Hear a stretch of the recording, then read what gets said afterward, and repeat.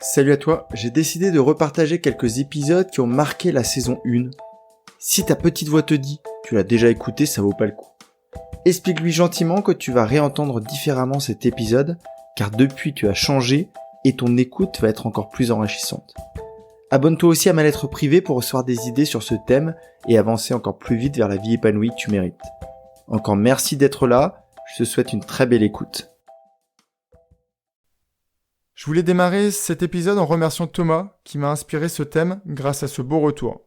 Ton podcast est top Sylvain, mais putain, tu fais chier, j'avais pas envie de me poser ces questions. Ce commentaire peut te paraître dans un premier temps pas très explicite, mais tu vas vite comprendre. C'est lui qui m'a inspiré le thème d'aujourd'hui, c'est le changement. C'est un thème qui est extrêmement vaste, donc je vais essayer de faire le tour en 20 minutes, aujourd'hui et jeudi prochain. C'est aussi un thème qui me parle beaucoup car je suis toujours dans une dynamique d'évolution. Pas pour faire mieux en termes de productivité, en faire plus, mais vraiment en termes d'efficacité. Faire mieux. Rappelle-toi le Kaizen de l'épisode du moine. Rappelle-toi aussi dans l'épisode 0, je t'expliquais que je lançais ce podcast pour t'offrir des axes de réflexion, des conseils et astuces dans différents thèmes de la vie, pour t'aider à avancer sur le chemin de l'épanouissement. Pour être un peu plus poétique, on pourrait dire que je viens tous les semaines mettre un peu de terreau ou arroser les graines que tu as déjà en toi et qui ne demandent qu'à pousser. Malheureusement, tout cela est impossible si tu décides de ne pas changer. Et on va voir aujourd'hui que le changement, c'est vraiment pas facile. Salut à toi et bienvenue sur le podcast Dépasse-toi. Je suis Sylvain Viens et je partage avec toi le fruit de mes lectures et de mes réflexions pour t'aider à atteindre une vie plus riche et épanouie. À la fin de cet épisode, tu ne seras pas plus riche financièrement, ni plus belle ou plus beau physiquement, mais je peux t'assurer que tu auras appris quelque chose qui te permettra de profiter au mieux de la vie qui s'offre à toi. Et tu pourras me retrouver tous les mardis et les jeudis à partir de 6h30 sur ton lecteur de podcast préféré. Aujourd'hui, on parle donc du changement. C'est tout simplement de passer d'un état initial A à un état final B. Imagine que tu veux faire passer l'eau de l'état solide, donc l'état A, à l'état gazeux B. Tu sais tout simplement qu'il faut que tu sortes une casserole, que tu la mettes sur le gaz, que tu prennes des glaçons, tu les poses dans la casserole, que tu attendes que la casserole monte en température pour que les glaçons fondent puis passent à l'état gazeux, et donc s'évaporent. Il n'y a rien de très compliqué, mais tu peux déjà constater qu'il y a plusieurs étapes pour passer de l'état initial à l'état final. Pour toi, c'est exactement la même chose. Pour passer d'un état A, que tu connais aujourd'hui, à un état B, celui que tu aimerais être demain, il faut passer par différents stades. Mais pourquoi c'est difficile ? Tout simplement, ce changement va te demander de sortir de ta zone de confort, de perdre certains repères, et potentiellement d'aller vers l'inconnu. Et c'est ça qui rend les choses vraiment très compliquées. On peut reprendre l'exemple des glaçons. Imagine maintenant que ces glaçons aient une conscience. Et que quand tu les mets dans la casserole, ils te crient « Non, non, on veut pas bouger, nous on adore l'état solide, on veut surtout pas bouger ». Si jamais tu prends ton courage à deux mains et que tu les laisses dans la casserole, ils vont fondre. Mais on peut imaginer encore qu'à ce moment-là, quand ils passent à l'état liquide, encore une fois, ils te crient « Non, arrête, fais-nous sortir, l'état liquide en fait c'est super, on pensait pas ». Si tu les retires donc du gaz, ils vont rester dans l'état liquide.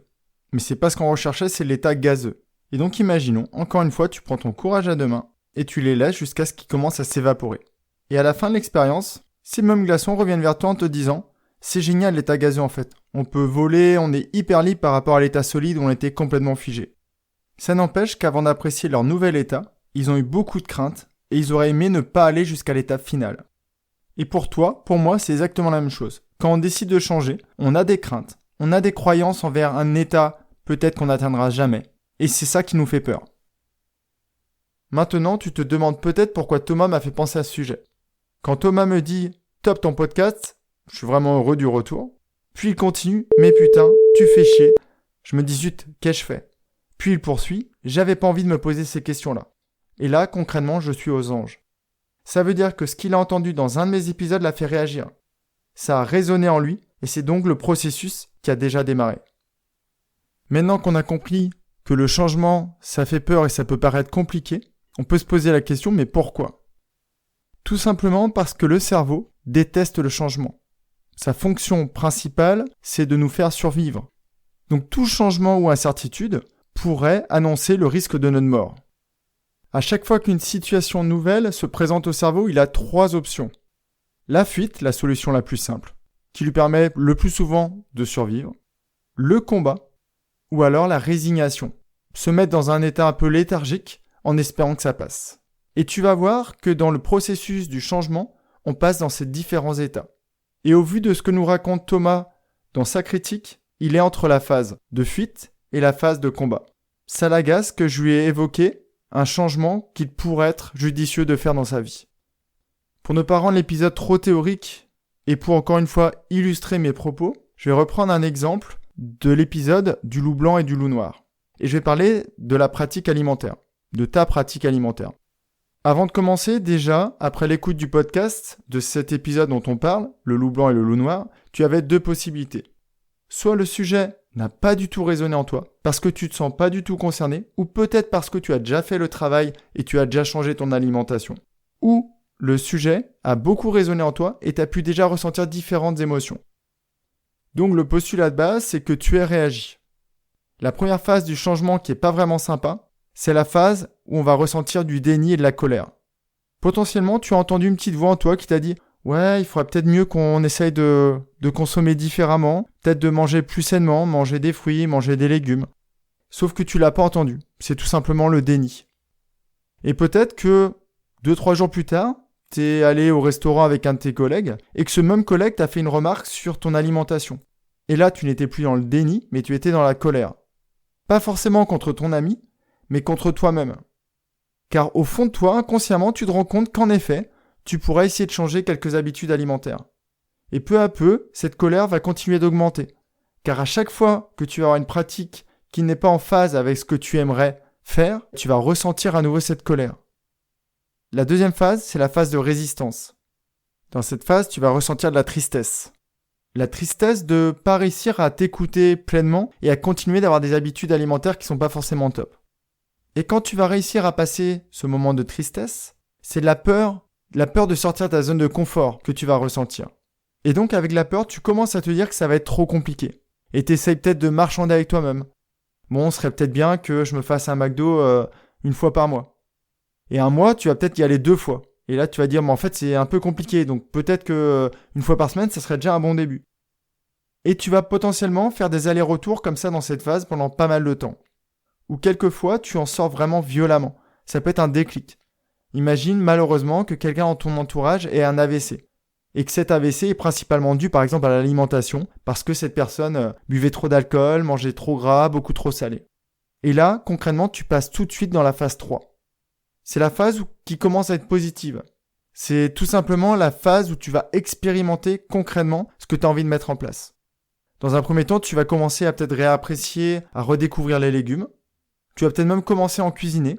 Et tu vas te rendre compte que tous tes anciens plats étaient soit trop salés, soit trop gras. Donc tu vas vraiment expérimenter ce que c'est le changement et donc de commencer à avoir une alimentation saine. Tu vas peut-être commencer à participer à des forums, à lire, pour voir ce que ça va t'apporter de manger mieux et plus équilibré. Donc tu vas changer, tu vas tester et tu vas réajuster toutes tes pratiques alimentaires. Et enfin, la dernière phase, vraiment quand tu as profondément changé, c'est l'engagement. C'est quand tu es complètement en phase avec toi-même, tu t'es rendu compte que ça t'apporte beaucoup de choses et tu veux partager cette connaissance et faire découvrir aux autres, aux personnes qui t'entourent, que le fait de bien manger, ça apporte beaucoup de choses dans la vie. Les habitudes sont vraiment installées en toi et t'essayes de faire en sorte qu'elles s'installent aussi chez les autres. Bien sûr, tu l'as compris, malheureusement, des fois, on n'arrive pas à l'étape finale et on s'arrête au milieu de certaines phases. Voire des fois, on revient complètement en arrière parce qu'on a considéré que le travail était trop difficile. Et c'est là que l'épisode de jeudi pourra vraiment t'aider à mettre en place des choses qui vont te permettre de continuer d'avancer et de pas rester bloqué par exemple à cause de tes peurs ou à cause de certaines colères que tu pourrais ressentir. Je pense vraiment que mon expérience professionnelle passée va m'être vraiment bénéfique pour le prochain épisode. J'ai beaucoup travaillé sur des projets informatiques où on demandait à des gens de changer de logiciel. Imagine la difficulté pour ces personnes qui connaissent l'outil sur le bout des doigts. Et du jour au lendemain, on leur annonce qu'ils vont changer d'outil, qu'ils vont devoir revoir toutes leurs pratiques. Imagine le stress et la peur que ça peut générer pour des personnes comme ça qui vont passer 40 heures devant un nouveau logiciel. Mon activité à l'époque, c'était de leur expliquer pourquoi on changeait, de les faire participer au changement de ce logiciel et enfin de les accompagner dans l'utilisation de ces nouveaux outils. Donc à chaque fois que tu vas décider de faire un changement dans ta vie, tu vas potentiellement connaître toutes ces phases et toutes ces émotions. Le déni, la colère, la tristesse, la peur, puis après l'expérimentation et enfin l'engagement. Si j'ai été clair dans cet épisode, tu peux te rendre compte que ce podcast s'inscrit dans une phase d'engagement. Durant les années passées, je suis passé par plein de phases, des fois extrêmement difficiles.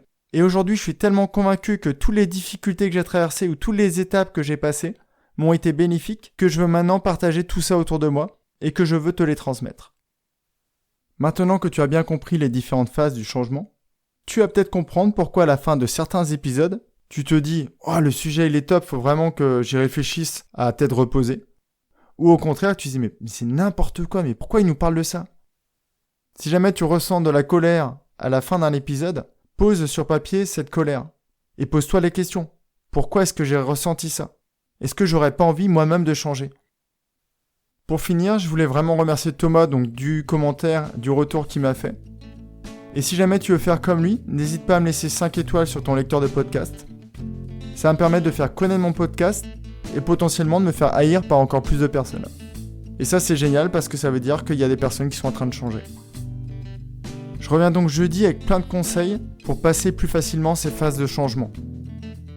En attendant, je te souhaite une très belle journée, prends bien soin de toi et à très très vite.